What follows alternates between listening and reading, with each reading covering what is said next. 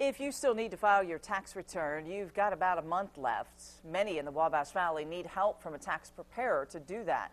News 10's Joe Ostrowski explains how the IRS has new rules to make sure those preparers know what they're doing with your money.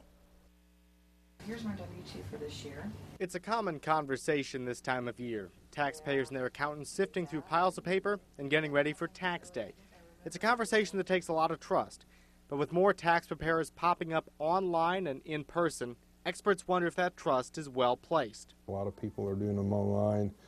A lot of people are charging other people to do them, and they're not qualified. The IRS has issued new rules for tax preparers. Under those rules, preparers have to take tax classes each year and pass a test to make sure they're up to speed. It's meant to weed out bad preparers, but 25-year veteran Jim Perkins isn't so sure.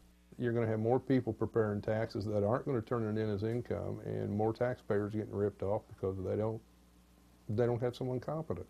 So how do you pick a tax preparer you can trust? Well, experts have a few suggestions. They say, first of all, you should check with professional organizations to see who they can recommend. They also suggest that you check with family and friends, see who they use.